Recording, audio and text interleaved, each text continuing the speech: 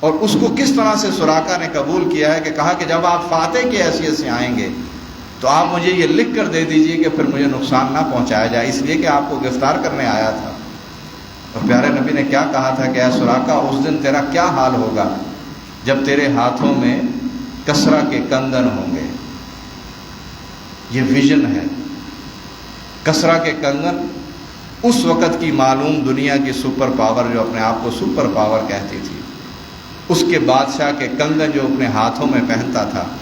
پیارے نبی نے فرمایا کہ سراقہ، میں تو وہ دن دیکھ رہا ہوں کہ جب تجھے یہ کسرا کے کنگن پہنائے جائیں گے۔ اور آپ کو معلوم ہے کہ یہ کسرا کے کنگن سراقہ کے ہاتھ میں پہنائے گئے جب حضرت عمر فاروق رضی اللہ تعالیٰ عنہ کے دور کے اندر وہ فتح ہوا اور وہاں سے صحابہ کرام نے جو مال و اسباب بھیجا، اس میں کسرا کے کنگن بھی موجود تھے۔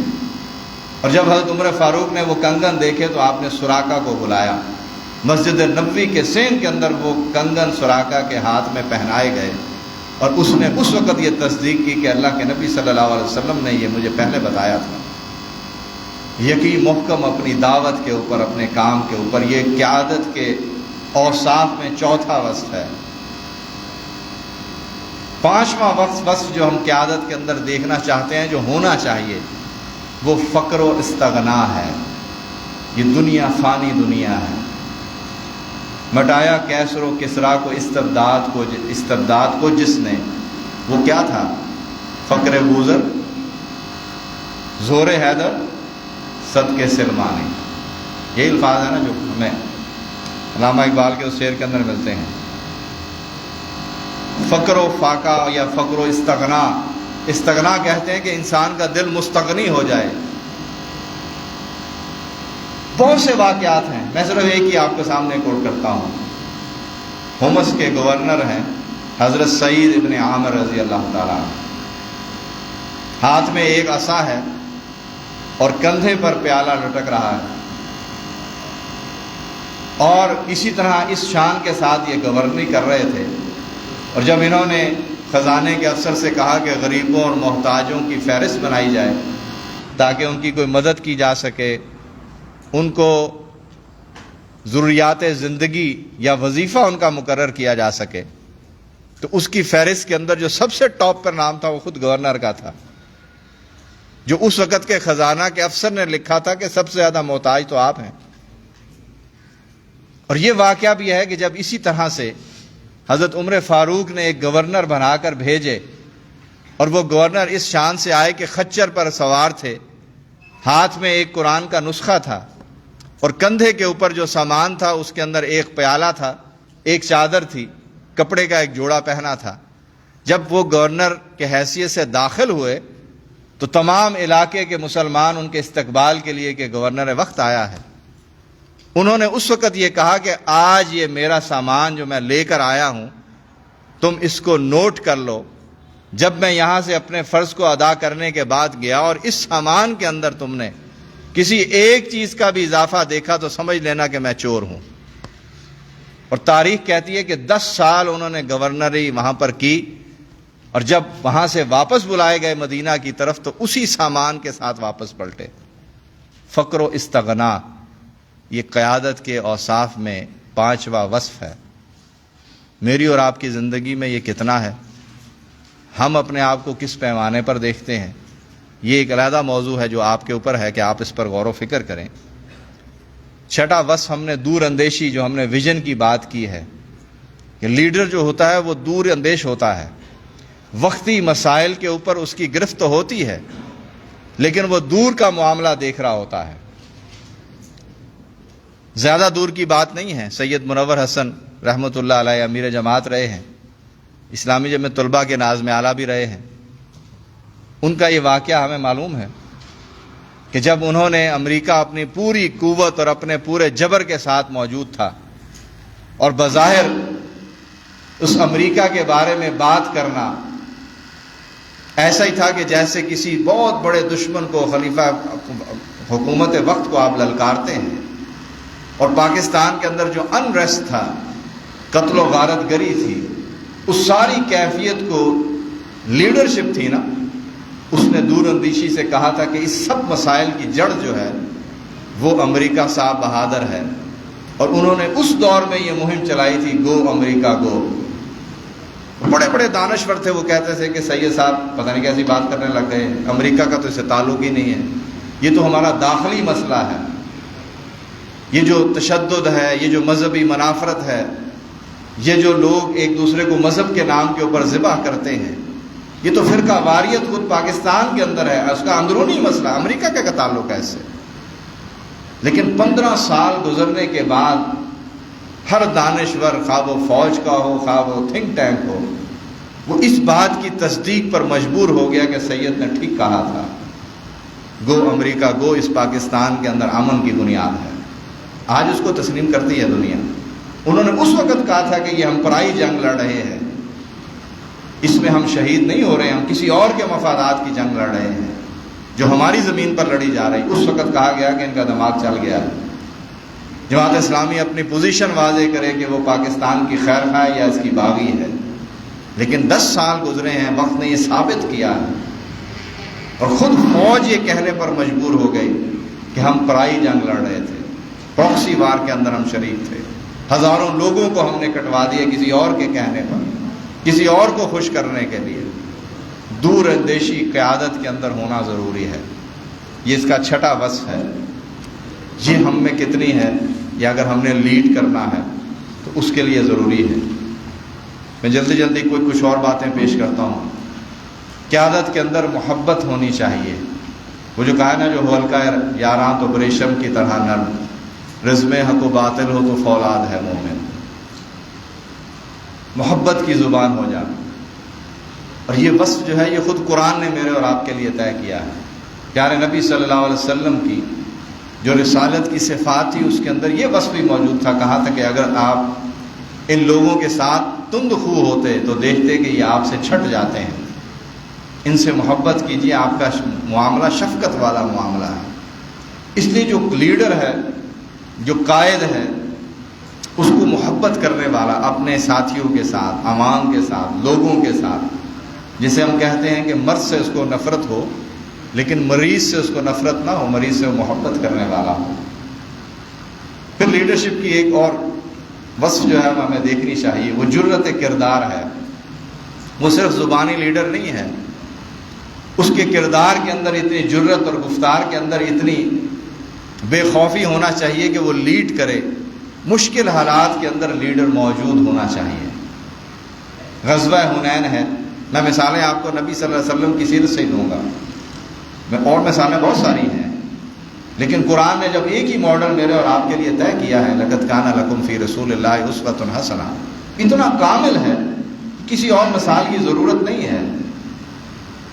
غزوہ حنین کے اندر تمام لشکر تتر بتر ہو گیا، تیروں کی بوچھاڑ آئی، تو نبی کریم صلی اللہ علیہ وسلم تیروں کی بارش میں کھڑے تھے، اور آپ کے تاریخی الفاظ ہیں کہ آپ نے میدان جنگ میں بولا تھا کہ میں محمد ابن عبداللہ یہاں کھڑا ہوں، تم کہاں بھاگے جا رہے ہو؟ جرأت والا ہونا چاہیے لیڈر، اور یہ بھی اللہ کا شکر ہے، آپ کو شکر ادا بھی کرنا چاہیے کہ جو آپ کی لیڈرشپ ہے الحمدللہ وہ جرأت کردار والی لیڈرشپ ہے۔ آج بھی فیس بک کے اوپر اکثر 5-6 مہینے بعد وہ فوٹو لگ جاتی ہے، اور خود بانی تحریک کا واقعہ جو ہم اکثر پڑھتے پڑھاتے اور سنتے سناتے ہیں کہ لاہور کے جلسے میں جب ان پر گولیاں چلی تھیں ایوب خان کے دور کے اندر، تو مولانا سٹیج کے اوپر کھڑے تھے، اور بہت سے دوستوں نے، بھائی خواہوں نے کہا کہ مولانا بیٹھ جائیے، ظاہر ہے مشکل گھڑی ہے، گولی تو اندھی ہوتی ہے اور آپ کو ہی مارنے کے لیے وہ چلائی جا رہی ہے، تو آپ بیٹھ جائیے۔ شرعی طور پر بات بھی ٹھیک تھی، لیکن مولانا نے بڑا تاریخی جملہ بولا تھا کہ اگر میں بیٹھ گیا تو کھڑا کون رہے گا؟ یہ جو جرأت کردار ہے یہ قیادت کا وصف ہے۔ یہ اگر ہم میں نہیں ہے تو ہم قائد نہیں ہو سکتے، قیادت نہیں کر سکتے، لوگوں کی رہنمائی نہیں کر سکتے۔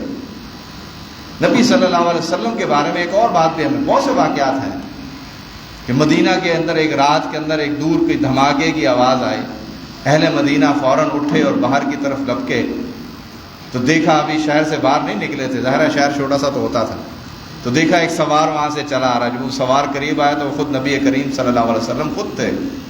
آپ نے فرمایا کہ میں دیکھ آیا ہوں، کوئی مسئلہ نہیں ہے، آرام سے گھر پہ سو۔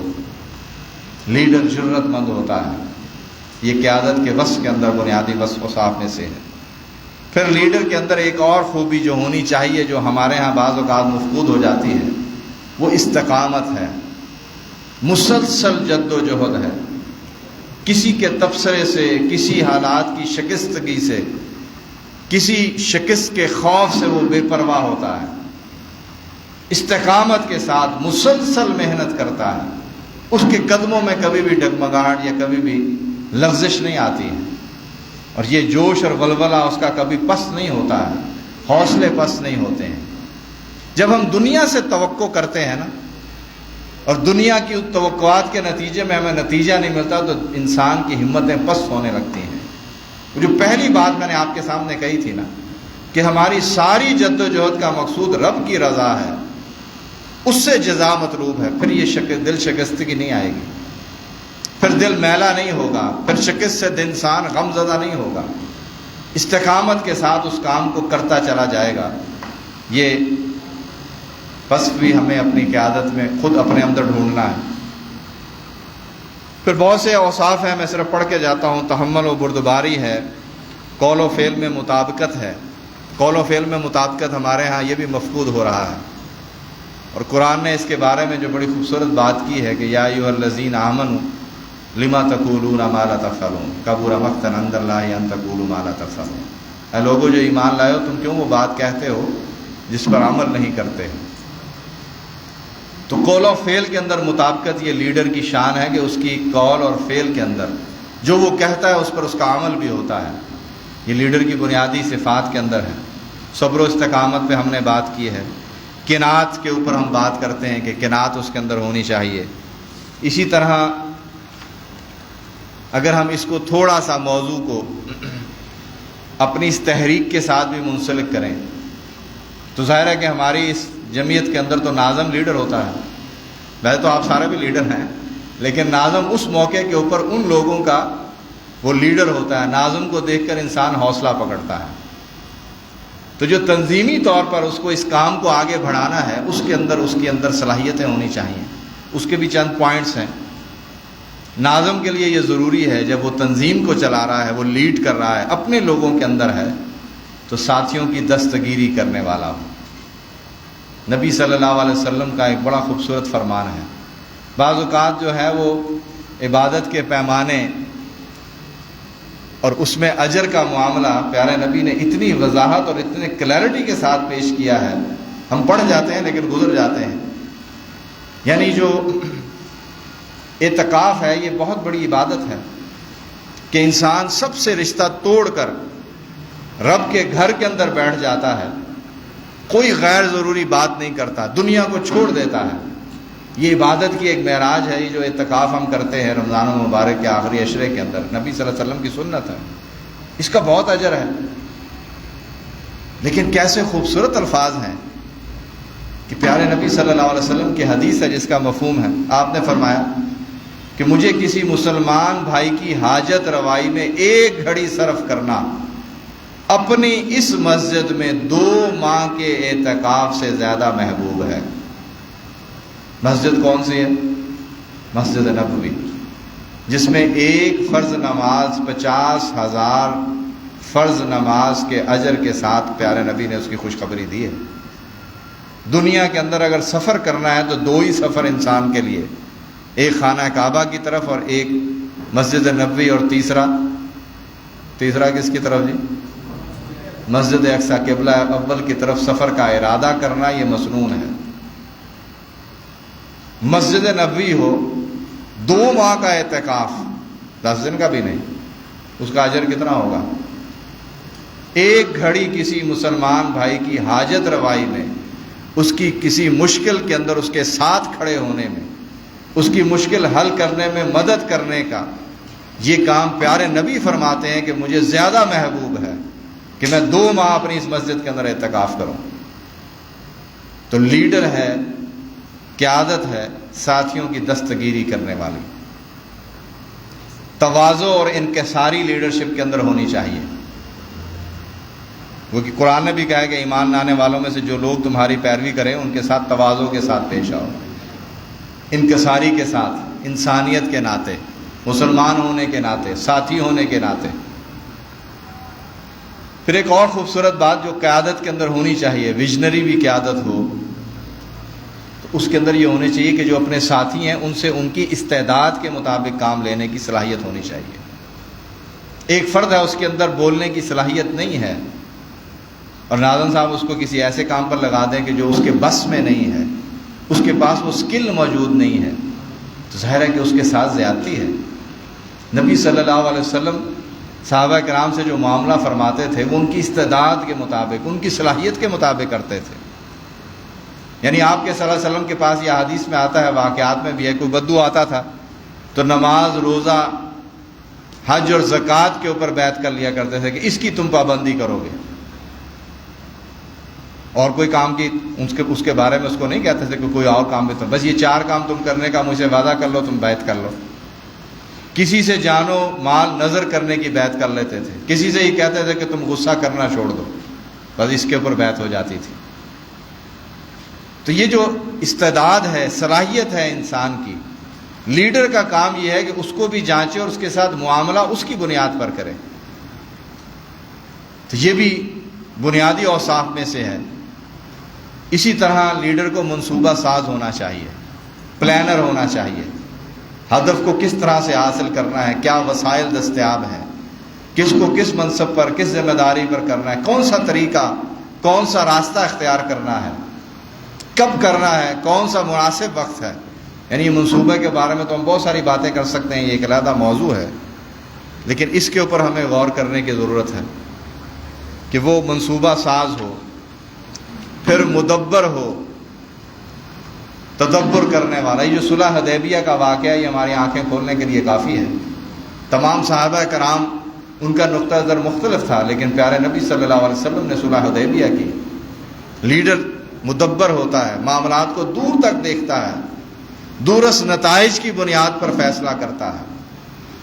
پھر ایک اور بہت لازمی وصف جو قیادت کے اندر ہے وہ مشاورت ہے، ساتھیوں سے مشورہ کرنا، اور اس کا حکم خود رب نے دیا ہے کہ اپنے ساتھیوں سے مشاورت۔ اب اللہ کے نبی صلی اللہ علیہ وسلم کا مقام اتنا بلند ہے کہ آپ پر تو اللہ رب رحمان وحی کے ذریعے سے خبریں پہنچا دیتے تھے، آپ مشورے کے حاجت مند نہیں تھے، لیکن آپ نے بہت سے مقامات پر صحابہ کرام سے مشورہ کیا ہے، امت کو سکھایا ہے۔ اس لیے جو لیڈرشپ ہے، تنظیم ہے، قیادت ہے، اس کے لیے ضروری ہے کہ وہ مشورہ کرنے والی ہو، اور مشورہ ان سے کیا جائے کہ جو صاحب مشورہ ہوں، جو اس کام کے اندر مہارت رکھتے ہوں۔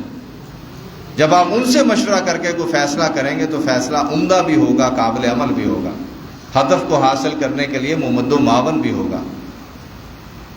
اللہ پر توکل ضروری ہے، توکل علی اللہ قائد کے لیے بہت ضروری ہے۔ اپنی ساری چیزیں وہ سمیٹ کر لے آئے، جو کچھ دیا ہے رب نے، لیکن توکل رب کے اوپر ہو کہ یہ اللہ ہی کے ذریعے سے ممکن ہو سکے گا۔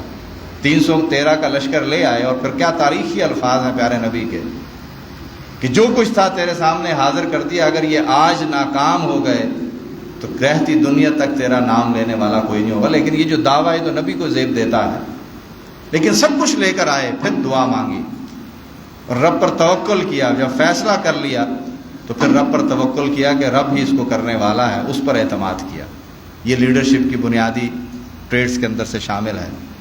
پھر ایک اور اہم کام جو لیڈر کو دیکھنا ہے، ناظم کو دیکھنا ہے، عدل و انصاف اور برابری کا سلوک تمام لوگوں کے ساتھ۔ اگر فاطمہ بنت محمد عبداللہ بھی چوری کرے گی تو ہاتھ اس کا بھی کاٹا جائے گا۔ یہ کہنے کی باتیں نہیں ہیں، یہ عمل کے کام ہیں جو ہمیں ہر لمحے یہ ساری چیزیں سیکھنے کی ضرورت ہے، برتنے کی ضرورت ہے۔ یہ کچھ سنانے والے واقعات نہیں ہیں۔ اپنے اپنے جس جگہ پر مجھے اور آپ کو جو بھی منصب یا ذمہ داری دی گئی ہے، ہم اپنے اندر یہ صلاحیت پاتے ہیں، یہ ہماری خصوصیات ہیں، عدل کا تقاضا پورا کرتے ہیں، برابری کا سلوک کرتے ہیں کہ نہیں کرتے ہیں۔ نرمی، عفو و درگزر، یہ بھی ہم نے بات کی ہے۔ عفو و درگزر کے اوپر سے بہت سی باتیں ہو سکتی ہیں، یعنی اللہ کے نبی صلی اللہ علیہ وسلم نے تو یہ خود فرمایا ہے۔ یہ جو آپ نے واقعہ سنا ہے نا، میں اپنی بات کو سمیٹ رہا ہوں، جو سورہ توبہ کے اندر ہمیں وہ واقعہ پورا ملتا ہے کہ 3 صحابہ کرام جن کی توبہ خود اللہ رب رحمان نے فرمائی تھی، اس کو قبولیت کا شرف دیا تھا، تو اس کے اندر ہمیں وہ پورا واقعہ اگر آپ اس کو سورہ توبہ کو جا کر پڑھیں گے تو اس کے اندر یہ ساری چیزیں ہمارے سامنے آ جاتی ہیں. معاف کر دینا, درگزر کرنے کا معاملہ پیارے نبی صلی اللہ علیہ وسلم کی یہ سیرت کے اندر ہمیں ملتا ہے. یعنی مجھے حضرت جریر بن عبداللہ بیان کرتے ہیں کہ میں نے رسول خدا کو فرماتے سنا کہ جو نرمی سے محروم رہا وہ تمام بھلائی سے محروم رکھا گیا. تو یہ لیڈر کے اوصاف میں شامل ہے. حضرت انس رضی اللہ تعالیٰ ہم سب جانتے ہیں کہ آپ کے غلام تھے. انہوں نے خود کہا کہ میں نے ایک طویل عرصہ نبی صلی اللہ علیہ وسلم کی غلامی میں گزارا, آپ کے نوکر کی حیثیت سے. فرمایا کہ آپ نے کبھی مجھے جھڑکا یا ڈانٹا نہیں تھا, حتیٰ کہ یہ بھی کبھی نہیں کہا تھا کہ یہ کام تم نے ایسے کیوں کر دیا اور ایسے کیوں نہیں کیا. ہم ذرا دیکھیں صحیح نا, اپنے آپ کو بھی اس پیمانے پر پرکھیں کہ ہم بھی تو ذمہ دار ہیں نا, یونٹ کے ہیں, شعبے کے ہیں, کالج کے ہیں, یونیورسٹی کے ہیں, کسی بھی کے ہیں, شہر کے ہیں. ہمارا رویہ کیا ہے؟ لیڈر ایسے نہیں بنتے. لیڈر کی جو قیادت ہے اس کے اوصاف کے اندر یہ شامل ہے. ساتھیوں کی حفاظت ہے.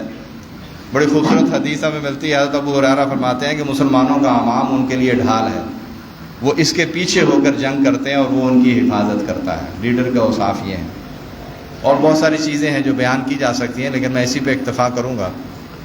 اور بنیادی بات جو مجھے اور آپ کو سمجھنے کی ضرورت بھی ہے کہ جو لیڈرشپ ہے, قیادت ہے, ویژن ہے, اور ویژنری قیادت جسے ہم کہتے ہیں, ہم نے تھوڑی سی اس کی ڈیفینیشن کی ہے اور اسی کی روشنی کے اندر بات کرنے کی ہم نے کوشش کی ہے کہ ہم اس کو سمجھ بھی سکیں کہ یہ ویژن کیا ہے, ویژنری قیادت کیا ہوگی, قیادت کے اوصاف کیا ہوں گے.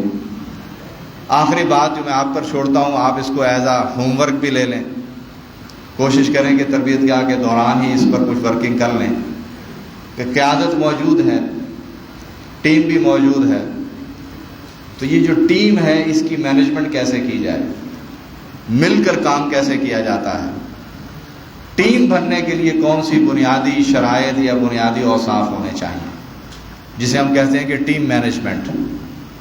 ایک فرد تو کوئی کام نہیں کر سکتا نا. اور میں آپ کو صرف ایک مثال دیتا ہوں, اس سے شاید آپ کا ذہن کھل جائے کہ ٹیم مینجمنٹ سے مراد کیا ہے.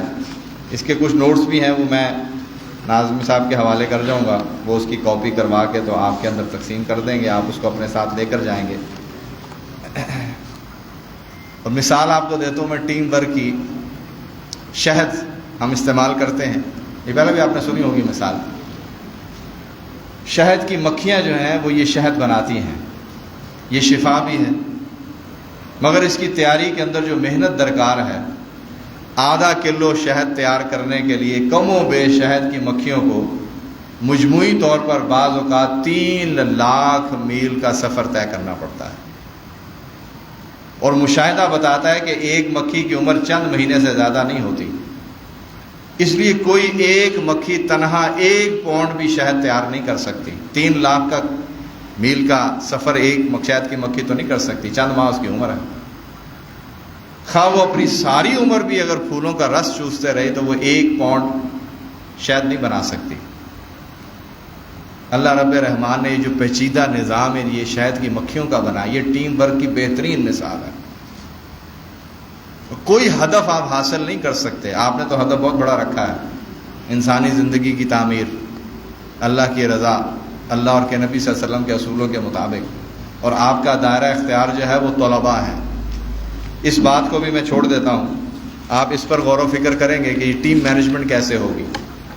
میں نکات بھی آپ کو نہیں دوں گا, تحریری بات میں آپ کو مل جائیں گے, لیکن میں صرف ایک اور بات رکھ کر اپنی بات کو سمیٹتا ہوں.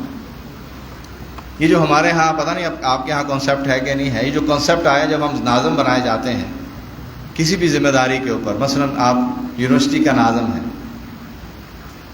پہلا ذہن میں خیال تو یہی آتا نا کہ یہ جو ہمارے رفقا ہیں, کارکنان ہیں, امیدواران رکنیت ہیں, یہ ارکان ہیں, میں ان کا ناظم ہوں, مجھے ان کو سنوارنا ہے, ان کو مینیج کرنا ہے, ان کی تربیت اور تزکیے کی فکر کرنا ہے, ان کے رویوں کو درست کرنا ہے, ان کو دائی بنانا, یہی ہماری پلاننگ اور ساری چیزیں ہوتی ہیں نا. لیکن یہ ناقص قیادت کا تصور ہے.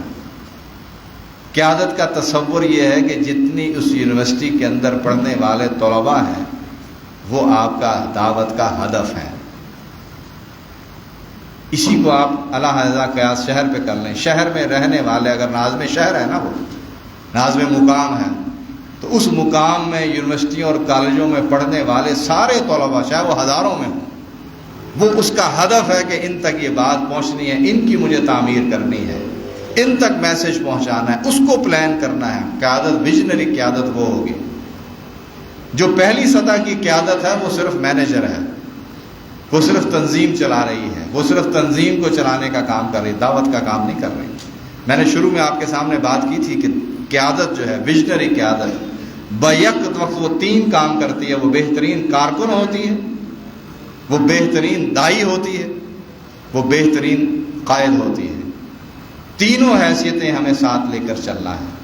ہمیشہ یہ یاد رکھیں کہ تنظیم برائے تنظیم نہیں ہے. تنظیم کا ایک ہی مقصد ہے، دعوت اللہ، اللہ کے بندوں تک اللہ کی یہ دعوت پہنچانی ہے. اور آپ نے اپنا دائرہ کار مخصوص کیا ہے اسٹوڈنٹس کے لیے، تو جتنے بھی طلباء ہیں وہ آپ کا ہدف ہے، ان تک آپ نے پہنچنا ہے. اس کو آپ نے پلان کرنا ہے. زندگی کا جو آپ کی اسٹوڈنٹ لائف کی زندگی ہے، اس کا مقصد یہی ہونا چاہیے کہ ایک ایک طالب علم تک میں پہنچ سکوں. اس کو کیسے پہنچنا ہے؟ ٹیم ورک کے ذریعے پہنچنا ہے، اور ہر وقت اپنا جائزہ لیتے ہوئے پہنچنا ہے. یہ جو وقت ہمیں اللہ نے دیا ہے، یہ بہت محدود ہے. اس کو ہم بہت ضائع کرتے ہیں، یا ایسے کاموں کے اوپر خرچ کر دیتے ہیں جو ان پروڈکٹیو ہوتے ہیں، یا بعض اوقات ترجیحات کا ہم تعین نہیں کرتے، وقت ہمارا تیزی سے گزر جاتا ہے. یہ ایک علیحدہ موضوع ہے، لیکن اس پر بھی ہمیں غور کرنے کی ضرورت ہے. اللہ تعالیٰ سے ہم عمل کی توفیق مانگتے ہیں، اور رب رحمان سے دعا کرتے ہیں کہ اللہ تعالیٰ ہمیں عمل کی توفیق عطا فرمائے، اور ان اوصاف کا جس کا ذکر ہوا ہے قرآن و سنت کی روشنی میں، ہمیں اس کے مطابق اپنی زندگی گزارنے کی، اس کی بنیادوں کے مطابق اپنے کردار سازی کی اللہ رب رحمان توفیق عطا فرمائے. اللہ رب رحمان عمل کی توفیق عطا فرمائے. وآخر